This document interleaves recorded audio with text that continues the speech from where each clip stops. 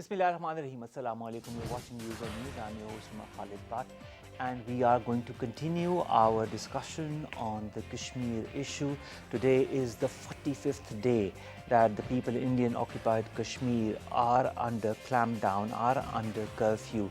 It is the 45th day since Indian government abrogated the Articles 370 and 35A of the Constitution, and thus has now put the whole region under a situation of crisis, a situation of emergency, with around 1 million troops that are present in the Indian occupied Kashmir region as we speak. Whether it be a dearth of basic necessities of life or access to medicine or hospitalizations, or whether it be the terrorism that goes on from the Indian troops on the hapless people of Indian occupied Kashmir, whether it be the brutalities, whether it be the pellet injuries, whether it be the violence, whether it be the torture, whether it be the mass rape, or the list continues on and on about what is happening in Indian occupied Kashmir. It's nothing new, but since the 5th of August, it has taken a turn for the worse. The entire world is watching. We have heard a lot of statements emanating from the world bodies, whether it be the United Nations, whether it be the European Parliament, whether it be the United Nations Human Rights Council, whether it be the OIC or other organizations that talk about India needing and that it should kind of reverse what it has done in Indian occupied Kashmir. But all of this is going to deaf ears. On top of that, about the latest situation is that in the European EU Parliament, they have denounced the Indian government's continuous obduracy in denying Kashmir their right to self-determination as guarded by the United Nations Security Council resolutions. Our Foreign Minister Shah Qureshi also tweeted about this. He said that the EU Parliament discussed the present situation in Indian occupied Kashmir for the first time in 12 years. 23 members of the European Parliament participated, and the majority acknowledged Pakistan's stance on Indian occupied Kashmir and pressed India to prevent further abuse of human rights, calling it unacceptable.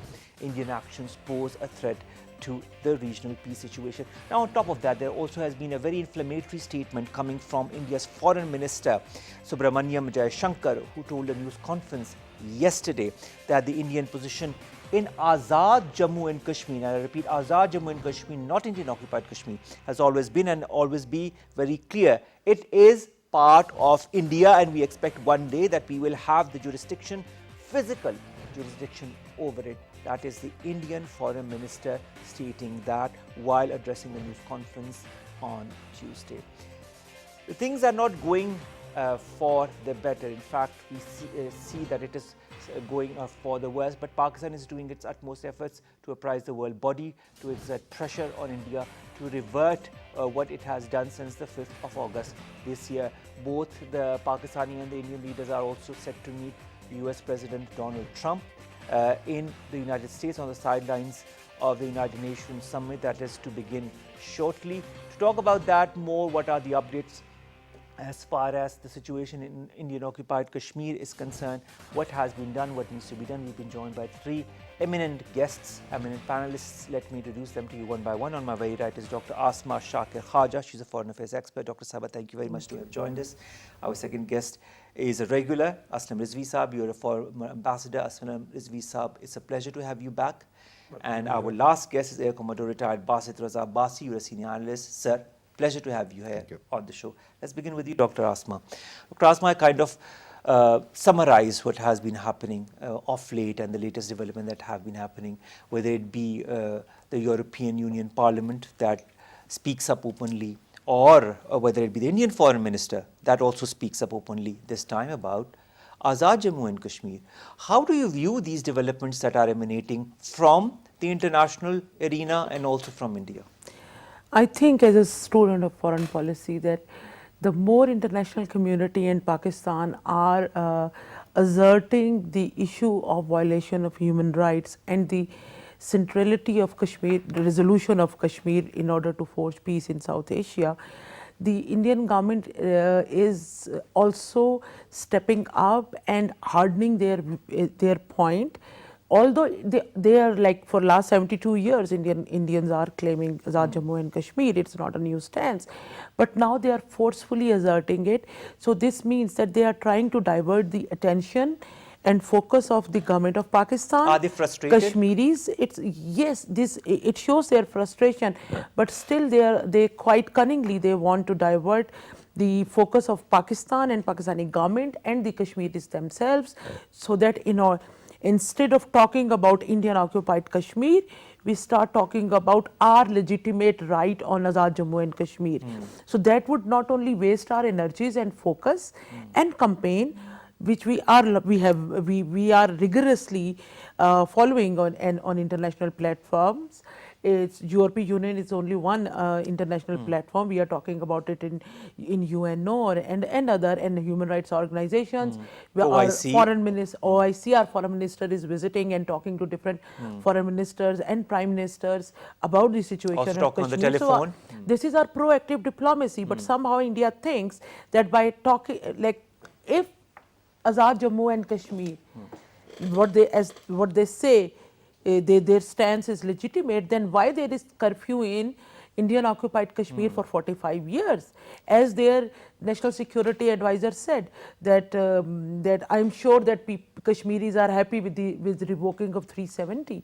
And then somewhere I read that why don't he lift the curfew and let the people Exactly celebrate? 45 days since the curfew Yes. is on. So this shows that how insecure they are, how marginalized right now they are feeling when it comes to international, because when international community, because now when our prime minister is going to UN General Assembly and he will plead the case, he will talk about the issue. Maliha Lodi is doing an excellent job in UNO already. She has talked about this issue. So I can see, as you said, frustration on Indian side because they don't have any legitimate, logical, rational argument for the subjugation of Kashmiri population, what they are doing for last 72 years, and now they are doing it more rigorously for last few years. Yes. So they can't, when they can't justify it, so they are trying to change the topic of the discussion.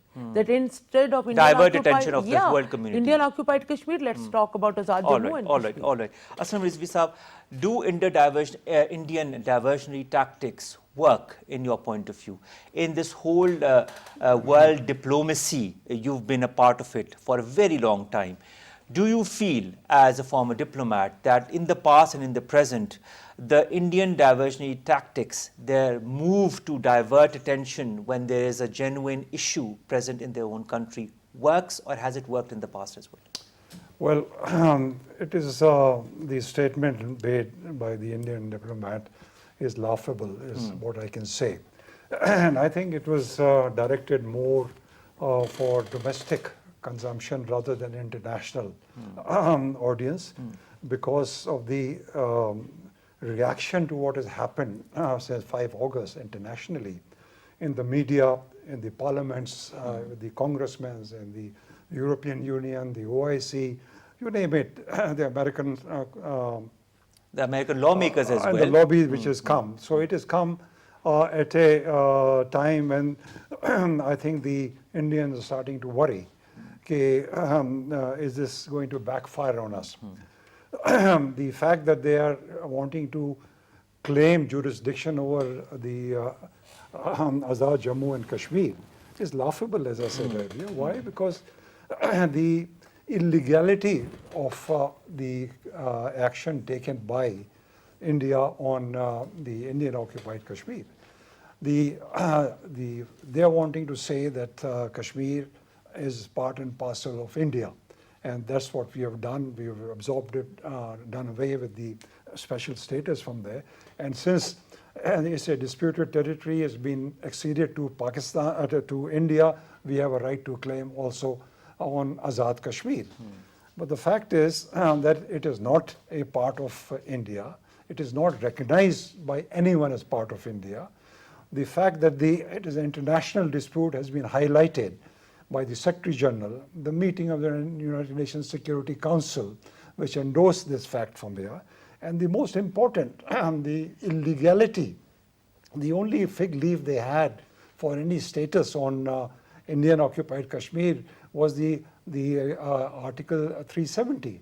Now they have done away with that also. They have not even consulted the people of Jammu and Kashmir.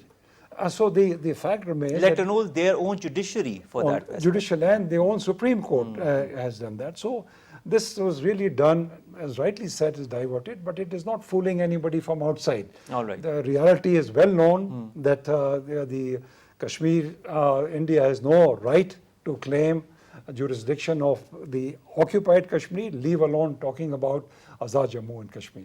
All right. Well, this said, Air Commodore retired Basit Basit Saab, in a similar statement, now Indian Army Chief General Bipin Rawat also said something that was very controversial. He said that the Indian Army was ready to occupy Azad Jammu and Kashmir and was just waiting for a go-ahead from Narendra Modi's government. This increases the number of statements. You also had the defense minister who recently said that, who talked about revoking the no first use of nuclear weapons as well in the past. All these inflammatory statements, whether it come from the foreign minister, whether it come from the defense minister or the army chief, what are they showing in reality? As a defense analyst, what's your take on that? I feel that the drumbeat of Hindutva, it has made everybody dance on that tune in India, and this has been so successful.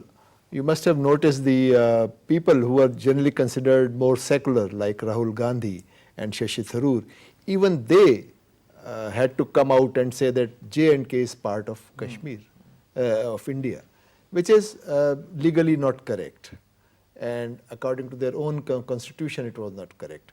So that music is now actually playing so loud that any sane voice, if at all it was there, it has sunk in. So does that mean, sir, that India is slowly and steadily going towards insanity when it comes to their own form of governance, when it comes to their own form of leading their life, when it comes to their own so-called democracy? Actually, if you see the events which have happened in the BJP government, be it the burning of Samjhota Express, the raising of Babri Mosque, then this Kashmir thing, then the issue in Assam where they are actually making 2 million people. They have already made 2 million people stateless, and they are largely Muslim. So all this is a series and a chain of events, and they are all based on that philosophy of Hindutva, that India is only meant for that same caste, same creed and same religion. And no other group, linguistic, ethnic or religious, has a place in it. And this, I think, is a recipe for disaster, because India is a multi-ethnic polity. And if you sort of fragment it so explosively, it will explode.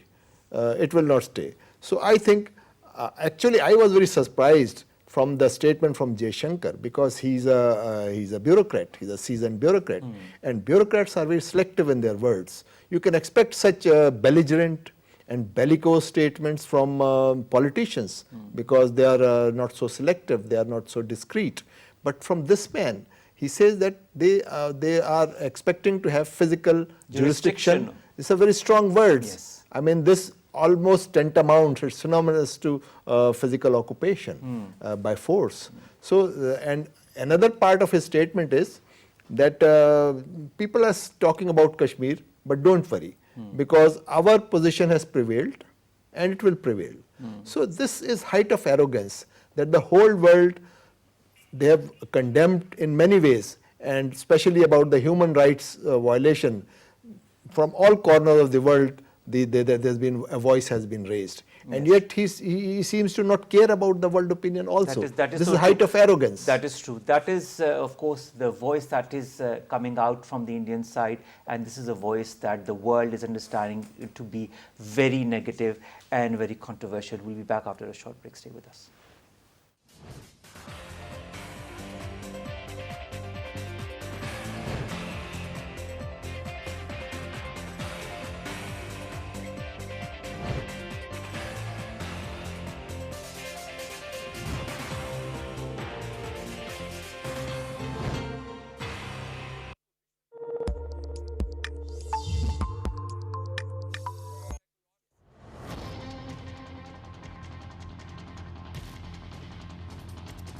بنانے کے اعتبار سے 1.5 دن لگا اور مجھے 8 مہینے لگے 2017 کے اندر لاہور کے اندر انکارپوریٹ کرنے کے اندر. تو دیٹس دا ڈفرینس ہے.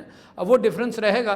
تو جیسے آپ کینڈیڈلی یہ بات کر رہے ہیں تو میں بھی ابھی کینڈیڈ باتوں پر بھی آؤں گا جو آپ کی اور ہماری سب کی ملی جلی ذمہ داریاں ہیں. معیشت ایک مشکل سرکل میں ہے. اچھا, ease of doing business is not related only to people جو باہر سے آ رہے ہوں, بلکہ ease of doing business means کہ آپ لوگوں کو بھی آسانیاں پیدا ہوں. آپ نے ایک بات کی اور بڑی اچھی کی کہ آپ نے جب اپنا نقشہ پاس کرایا ہوگا تو کتنا ٹائم لگا آپ کو. اور جس گھر میں رہتا ہوں اس کا نقشہ میرے والد صاحب نے شاید 1958 میں پاس کرایا تھا.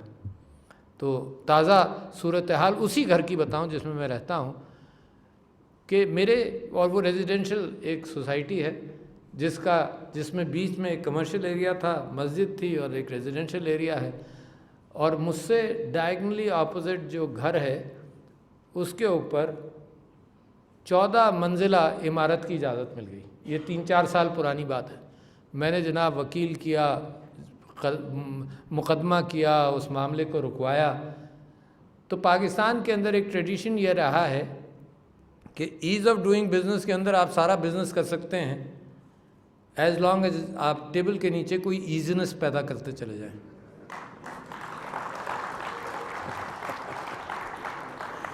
اور ایز آف ڈوئنگ بزنس میں ایک بڑی مشکل ہے, یہ آپ سمجھیں. اور میں پریشان ہوں آج کل خود بھی اس وجہ سے کہ بیوروکریسی اتنی کیوں ہے. باہر بیٹھ کر مجھے بڑا آسان لگتا تھا کہ بھئی ایک حکم دے کر لیں. ابھی بھی لوگ امید کرتے ہیں, حالانکہ پریزیڈنٹ جو ہے اس کی ڈائریکٹ ایگزیکٹو کوئی ذمہ داری نہیں ہے. وہ ٹویٹر پہ کہتے ہیں کہ جی آپ صدر ہیں, آپ کہہ رہے ہیں کہ یہ بات آپ کے لیے تو 2 منٹ کی بات ہے کہ آپ حکم دیں اور ہو جائے گا. تو ایسا ہوتا نہیں ہے. کیوں نہیں ہوتا؟ اس کی وجہ میں آپ سے بیان کروں اور آپ سمجھیں گے اس بات کو. یہ بڑا اچھا ہوگا کہ ہم اور آپ ایک کینڈڈ گفتگو کر کے ہم کم سے کم ایشوز کو سمجھیں تاکہ اکٹھا ہم حل کر سکیں. مجھے آج نہیں, پہلے تو میں آپ کو یہ بتاؤں کہ قانون یہ ریڈ ٹیپ بنتا کیسے ہے. ریڈ ٹیپ ایسا بنتا ہے کہ سارے آئین کے ہوتے ہوئے پاکستان کے سارے قوانین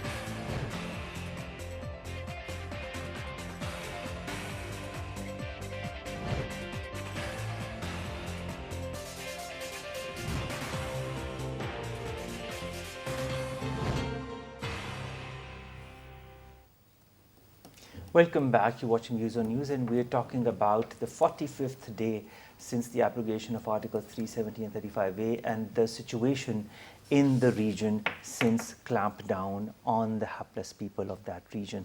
Now, Dr. Asma, you had something to add to that. Yeah, as I written in my book as well, The Shaking Hands with Clenched Fists, that the gap between false election promises and the reality actually pushes a government like Indian government or government under Modi or BJP, pushes a government to take aggressive action, especially in third world, so that they can divert public's attention from their negligence and bad governance and divert it to non-issues and build the nationhood or nationalism on those non-issues. And if we relate this current aggressive posture of Modi's government with the statement of Manmohan Singh, former Prime Minister of India, what he stated on Indian economy, that it is on a nosedive. So we can better explain that why Modi and his government and his politicians are saying all this, stating all this, ironically as India pretends that its military is under civilian control. But when you see that a head of a military organization, they are coining war jingoism, which is highly irresponsible. And things become more irresponsible when we see that those Hindu radicals, which I've read somewhere that they've been called Hindu Taliban, when Indian nuclear program is under the control of those Hindu Taliban or radicals. Because for me, as sir mentioned, that when radical comes, rationality leaves the place, because you cannot be emotional, radical and extremist and rational at the same time, because emotionalism or radicalism or extremism means being impulsive, and impulsive decision making is what which can drag the world into a deadly war. So for me, as a student of peace and conflict studies, it is a great matter of concern that who has the authority to push button in case of war between Pakistan and India. And then you can see that it is a continuous trend. They are, for one reason or another, they are threatening Pakistan for war. They are demanding, they have irrational, illegal, illegitimate demands to avert the threat of war from Pakistan. Pakistan, despite the fact that India has changed the status of Kashmir, India has changed actually practically status of LOC. Pakistan never threatened India with war.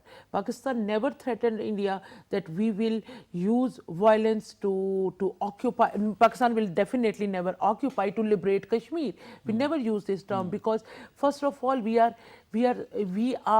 trying our peaceful, proactive diplomacy's options. And if they would be futile, if they would be not productive as we are expecting them to be, then Pakistan would rationally think what is the best policy option for Pakistan. But I think for India, it seems like that nuclear bomb is actually like toys, and they look fascinated, like a kid looks. Kid is fascinated by a new toy, or if that toy has some new science fiction thing in it. So for me, it is a great matter of concern, because in case of any violence eruption from the conflict of Kashmir, the consequences will not be domestic.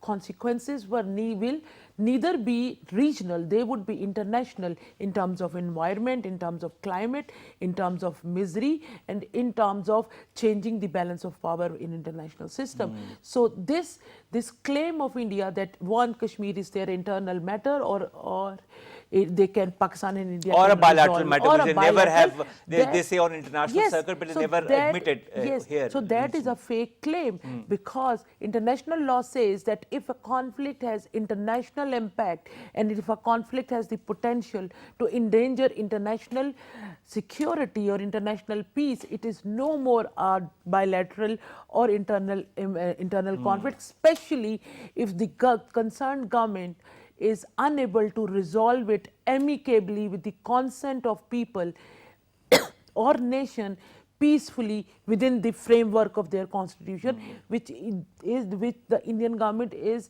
miserably failed into. For 72 years, it is lingering on only because of the unwillingness, rigid attitude of Indian government to resolve Kashmir as per the will of Kashmiri people. Very, very nicely put up, Dr. Asma. And I think, Aslam Rizvi Sahab, I'll kind of extend all of that, because when we talk of diversions and these tactics, when rationalism kind of goes through the bin, out of the window or through the roof, whatever expression you might like to use, as is the case with India and what's happening in India-occupied Kashmir, and their resolve to not do anything concrete about the situation in IOK. We know that the two resolutions of 1951 and 1957 are still pending in the United Nations, and nothing has come out of it. And for the moment, nothing seems to come out of it as well. And the way India is projecting all of it and then extending their aggressive attitude towards now Azad Jammu and Kashmir, to which our Prime Minister has said that anyone who will enter Kashmir will be an enemy of Pakistan and Kashmiris. I mean, that is of course the reply to what was recently said by these two statements, the Indian Foreign Minister as well as General Bipin Rawat.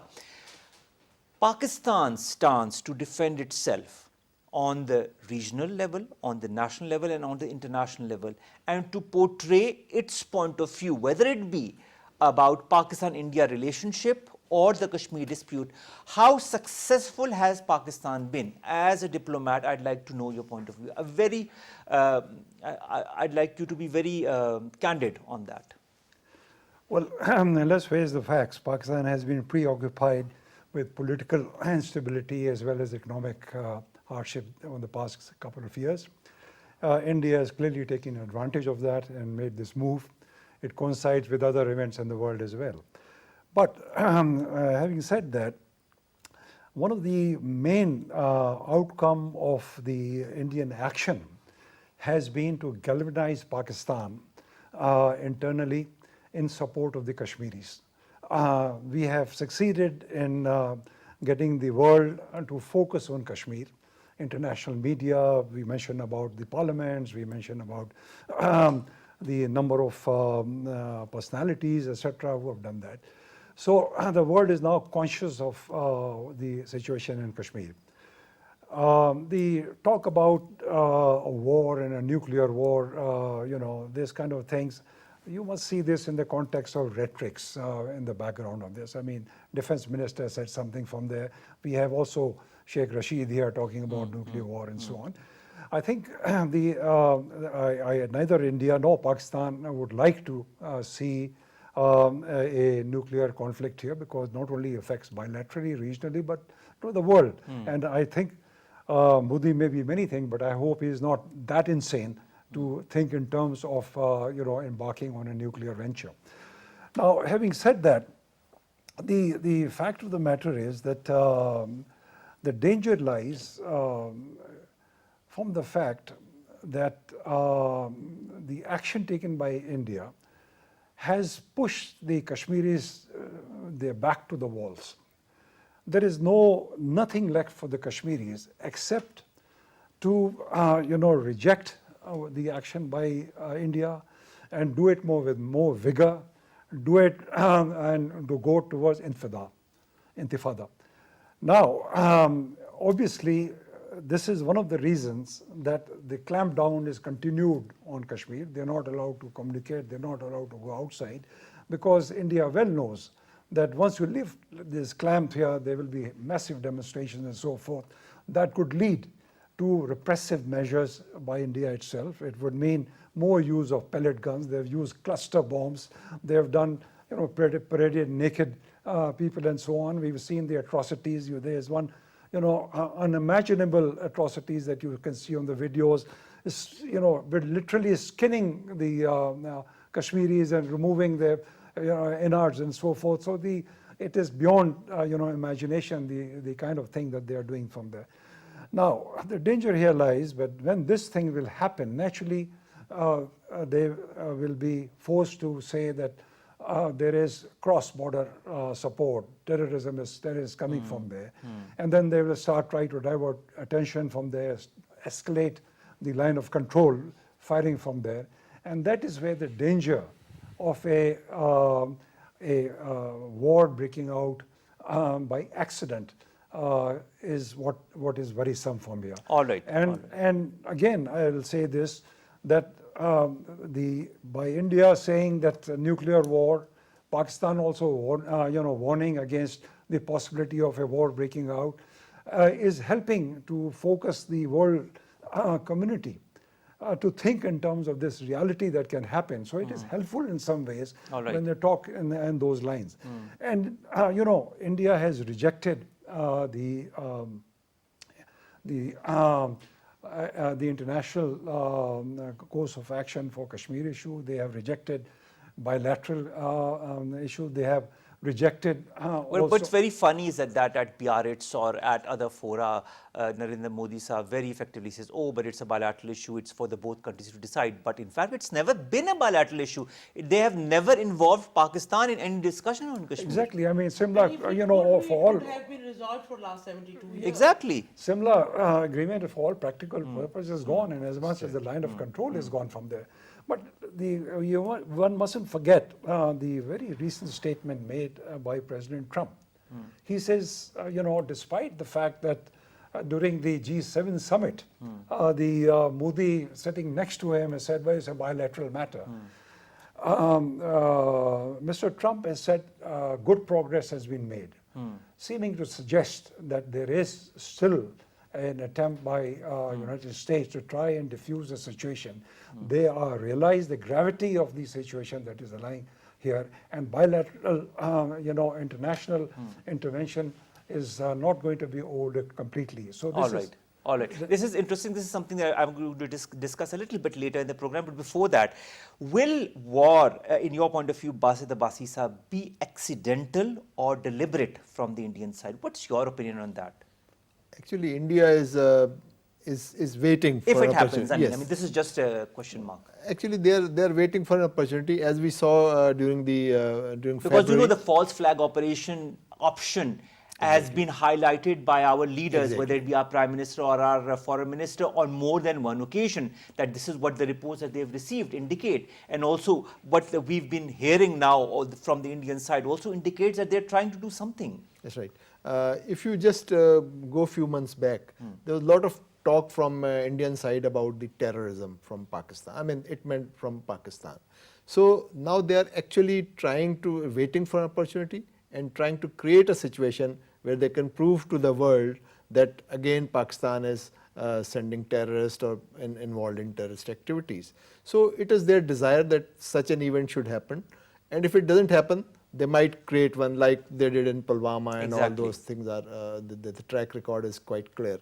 But Prime Minister today itself said, you must have heard the speech, that nobody from Pakistan should try to go and fight in Kashmir, because that would actually weaken our stance, which is peaceful, and our effort is for a peaceful resolution of Exactly. the... And it's moral, diplomatic and political. That is true. This is the support that we're giving them. That's true. If you see the Pakistan government, right from the day Prime Minister took oath of his office, our moves have been for the peace. Even during the period of hostilities in February, still our overtures were for peace. We never talked of war. Our tone was not jingoistic. Our even military leadership sitting in GHQ was sending messages of peace. So this is what we are, and this is what we have projected to the world. And to some extent, the world has recognized us now as a peaceful nation. All right. We were actually repeatedly reminded of terrorism, and whenever anybody talked of terrorism, it We are meant one of the coming from our biggest side. victims of terrorism. That's right. Despite that, we are always, because the Indian propaganda was so effective, and their stance was actually accepted by the world, that the Pakistan is a nursery for the terrorists. It's with a lot of difficulty we have been able to sort of clear that impression, and all these FATF grey list and all that, our inclusion in that is an indicator of that how far we had gone onto that path. But now we are actually, we have controlled that situation, and it is hoped that the noise that Pakistan has been able to create, the world opinion has been mobilized. Although there is no outright condemnation of the basic act of exactly. I mean, revocation the most by we the hear, That's apart right. from the statement that has come from the EU Parliament, that is more concise and comprehensive and points the finger at India. That is true. But apart from that, all the other statements that have come out ask general Pakistan nature. and India to sit resolve their down problem. and resolve That this is issue true. bilaterally. This is what international diplomacy is. That you don't come out clear. People are dying in Yemen, in Syria, and everywhere, and the world is watching. The Rohingyas have, the 6 lakhs are in Bangladesh, and another 6-7 lakhs are suffering in Myanmar itself, and the world is watching. So this is the duplicity of the world and the world conscience, that they actually bend towards the where bigger money is, and where their interests lie. All right. Dr. Asma, the world is watching. A very interesting point that you made. Now, from the world is watching, let's go to the country that the world looks upon, one of the countries that the world looks upon, that is the United States. And Donald Trump, on more than one occasion, has said that he would like to mediate between Pakistan and India. But on the other hand, you see him going on a huge rally of Indians or other nationals, which is going to happen in Houston on the 22nd. Howdy Modi, both of them are going to talk and meet and be together on that huge rally. And then, of course, Donald Trump has said that he's going to meet Imran Khan Saab as well as Narendra Modi separately as well on the sidelines of the United Nations Summit to try to diffuse the tension. And as you pointed out, Aslam Rizvi Saab also said that progress is being made Is progress really being made? This is my question to you. It depends that what does it he means by progress. For Pakistan, progress means that India is sitting on negotiation table, talking about Kashmir and finding an amicable solution with the consent of all parties. Maybe for Mr. Trump, I don't know what does he means by progress, but maybe progress is the status quo. All right. So it also depends at what does it mean by. But But that I means when, think you know, if the him state- meeting Modi is, we should not take it as a negative sign, because who mediates between two arch rivals? The one who has good relationship with both, and the one who can bridge the trust gap between the two countries. So Pakistan should not take it as that at the cost of in the interests of Pakistan he is meeting them. So. And then in the international diplomacy, we need to keep our option open. So our focus of attention should be that what Mr. Trump has for the resolution of Kashmir, how we can move forward from this position right now, or from this threat of intense threat of war. As you asked, that if nuclear war would be accidental or deliberate from Indian side. So my answer, if it happens, if it happens, then my answer is that if a nuclear weapon state has this potential to start an accidental nuclear war, it means it is nuclear irresponsible state, because there should be no room or no possibility for an accident when it comes to nuclear, because in against nuclear weapons you are defenseless. Nuclear weapon is not like a toy gun. That you mentioned before as well. Yeah, it can destroy the world.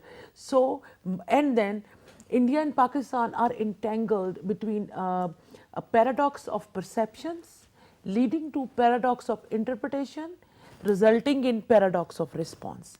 So this equation we need to understand, and I think leadership of both countries should be able to understand that what does these paradoxes, how fatal these paradoxes can be for the peace of South Asia. All right. So, and then Indian government, like if we see Modi said we will revoke 370, he did it.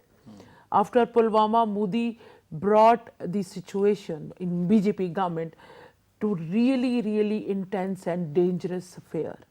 So Pakistan diffused the situation. We should remember it. And then whatever sense in power Modi said, he achieved that thing. And it is the Mr. Modi that he said that we don't have nuclear weapons to celebrate Samukayyan or festival. So these are for real use. So knowing the trend of his personality and his leadership and the way he takes decision, I want to remain optimistic, but unfortunately I can't. So this is the time, this is the ripe moment that world should seriously take those threats and don't consider them as bluff.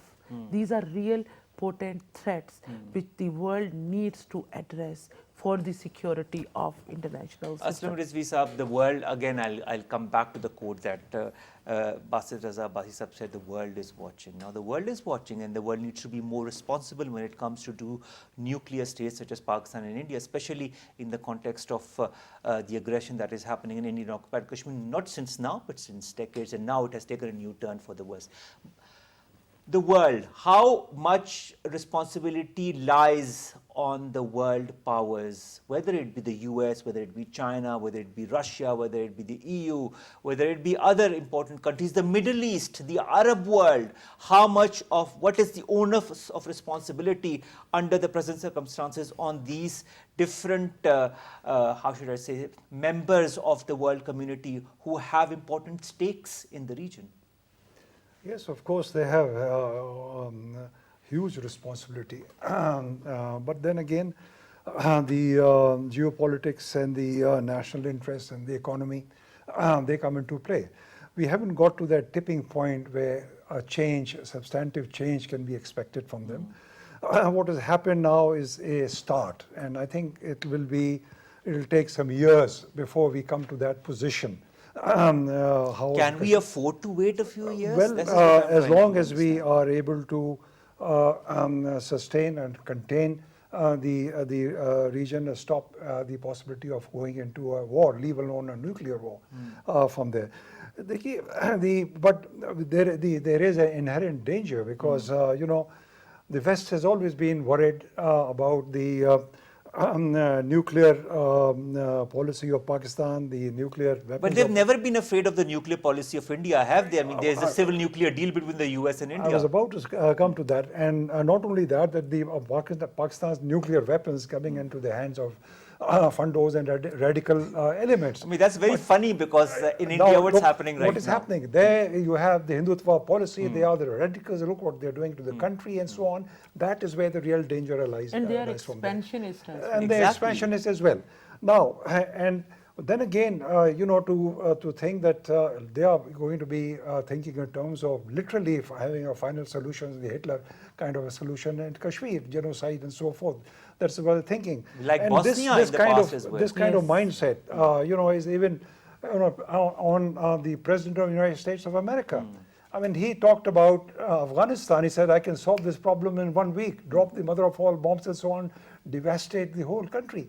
So, I mean, what I'm saying is that this kind of thinking is very, very dangerous. But one hopes that this is only a kind of, you know, politics and so forth, and a means of pressure and tactics, and etc. You mentioned earlier, but I like to highlight this fact. You mentioned that, you know, Pakistan is only giving moral, political, and Diplomatic. maybe, and economic assistance from there. But may I just tell you that, you know, the right of self-determination was given by the United Nations Security Council and in 1948. And in, We are 2019 now. Sorry? We are 2019. Yes, and to the Kashmiris, and in 1970, the UN General Assembly, in resolution number 2649, has clearly laid down that any territory which is under foreign occupation or colonization has a right to struggle for self-determination and to, you know, overthrow the colonial powers. And it also adds that subsequent resolutions also act by all means possible. And they have the right also to seek assistance from other countries. So to just, you know, I'm looking at the situation ahead.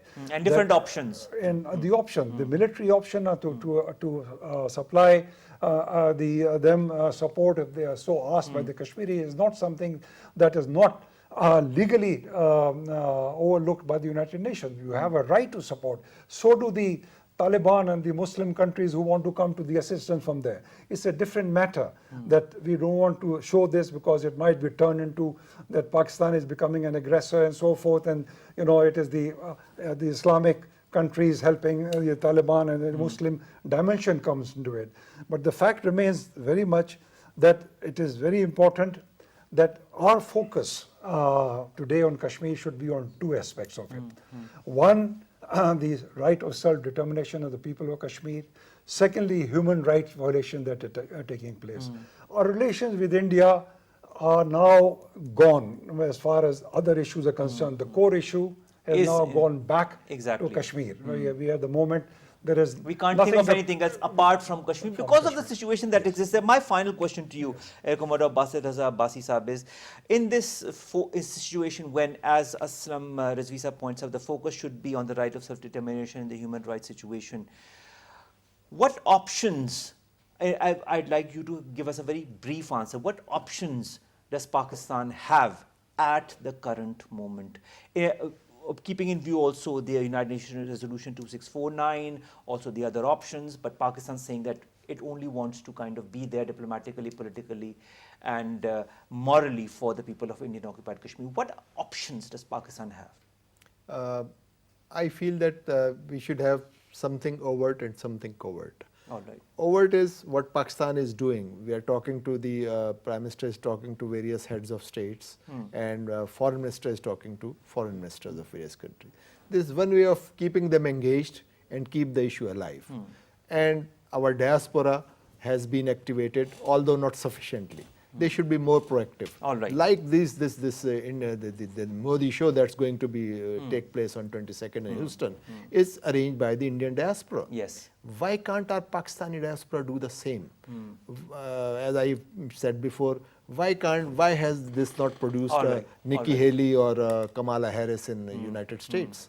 So that is Or another get thing. the US lawmakers who are trying to Yes. talk sense as far as the situation is concerned, all the different letters that have been written to Donald Trump. And the Yeah, final in thing fact, is, famous American politicians have stated in favor of Kashmir. that's right, the senators, their Yeah. congressmen, And also presidential they have- candidates Yes, have talked. yes. They have written letters to Trump to mediate And I'm in this forgetting and to the sort name of. Muslim but member Alihan.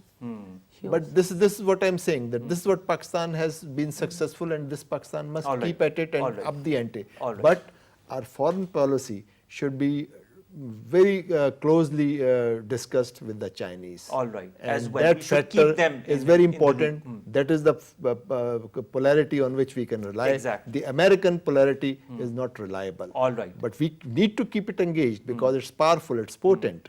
But we must know that we have to our foreign policy Our has to be in all-weather sync friend with the China Chinese. needs to also be in the loop. Thank you very much, Dr. Asma Shakir, Aslam Rizvi Sahib, Commander Basit, Raza Abbasi Sahib. I'll just Okay, say a final very comment, but a very quick short word. one, I sir. said, We're you short know, of time. the UN General Assembly session is about to start. Yes, it is. This provides an ideal opportunity for Pakistan to project Kashmir issue from there. The Prime Minister must make a very focused and I substantive think issue. this is what from there. this is what's going to happen. I think we will all see on the 27th as to what his remarks and his address to the And United before Nations would that be. is 22nd is a meeting with Trump also. Exactly. And Trump would remain engaged with these leaders. So let's see how Something this good. engagement kind of builds up and what happens. Only time will tell. Omar, Khalid, but bids you farewell. We're a bit short of time, so we'll see you tomorrow, inshallah. Allah Hafiz.